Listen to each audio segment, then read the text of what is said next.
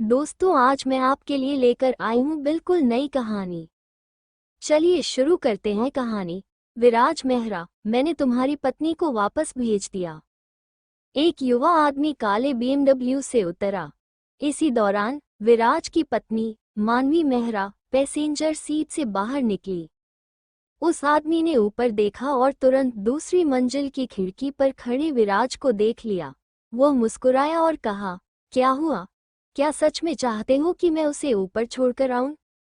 विराज तुरंत नीचे आया, विला का दरवाजा खोला और कुशलता से एक जोड़ी चप्पल उठा ली। जब मानवी अंदर आई तो उसने उसे चप्पलें पकड़ाईं। मानवी उसके पास से गुजरी, अपनी हील्स उतारी, लेकिन एक बार भी विराज की तरफ नहीं देखा। वैसे मानवी, पिछली बार मैंने तुम्हारी कंपनी में नौकरी के लिए जो बात की थी। विराज कुछ कहने ही वाला था कि मानवी ने झुंझलाते हुए उसे बीच में ही टोक दिया। बस करो, इस बारे में फिर से मत बोलो। क्या तुम सच में सोचते हो कि अपनी इतनी घटिया योग्यता के साथ मेरी कंपनी में जगह बना लोगे? मैं तो आराम से किसी मास्टर डिग्री वाले को नौकरी पर रख सकती हूँ। क्या तुम्हारी पढ़ाई मिडिल स्कूल से भी पूरी हुई है? ओह हाँ, मैं तो भूल ही गई थी, तुम तो अनाथ हो।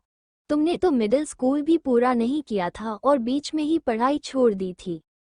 अगर तुमने मेरे दादाजी की जान नहीं बचाई होती तो क्या तुम सोचते हो कि मैं तुमसे शादी करती? विराज, समाज हकीकत पर चलता है, ये तुम्हें खुद समझना चाहिए। शादी के समय मैंने साफ कहा था कि हम दोनों अपनी अपनी जिंदगी जिएंगे और एक दूसरे के मामलों में दखल नहीं देंगे। मेरा परिवार तुम्हारा खर्च उठाता है और तुम्हें हर महीने 30,000 रुपये भी देता है। क्या ये काफ़ी नहीं है? अब तुम्हें मेरी कंपनी में काम करने की भी चाहत हो गई। कभी आईने में खुद को देखा है? क्या तुम्हें सच में लगता है कि तुम इसके लायक हो? धत! मानवी ने अपनी बात खत्म करते ही विराज को कुछ कहने का कोई मौका नहीं दिया और सीधा वॉशरूम की ओर बढ़ गई। इसी बीच ईशान मल्होत्रा विला में दाखिल हुआ। उसने बेपरवाही से एक सिगरेट जलाई और धुआं उड़ाने लगा। विराज ने भौहें चढ़ाते हुए कहा, यहाँ धूम्रपान करना मना है। ईशान ने उसे पूरी तरह नजरअंदाज कर दिया। इसका क्या मतलब है?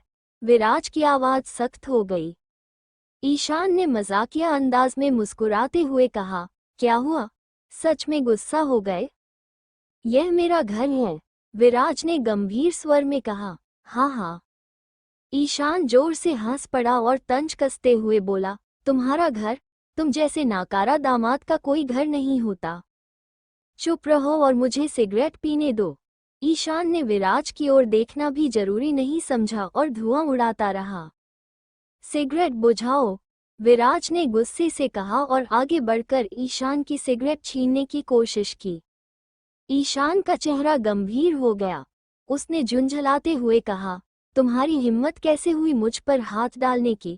दफा हो जाओ। इसके बाद ईशान ने सीधे विराज के पेट में लात मार दी, लेकिन विराज ने इस मौके का फायदा उठाया और उस पर झपटते हुए जोरदार मुक्का उसके चेहरे पर जड़ दिया। ये तुम लोग क्या कर रहे हो? ठीक उसी वक्त एक ठंडी आवाज गूंजी। विराज की सास कामिनी पवार विला के दरवाजे से अंदर आई और विराज को ईशान से भिड़ते हुए देखकर आग बबूला हो गई। विराज, रुक जाओ, बदतमीज, तुम्हें ईशान पर हाथ उठाने की इजाजत किसने दी? कामिनी ने झाड़ू उठाई और गुस्से में विराज के सिर पर दे मारी।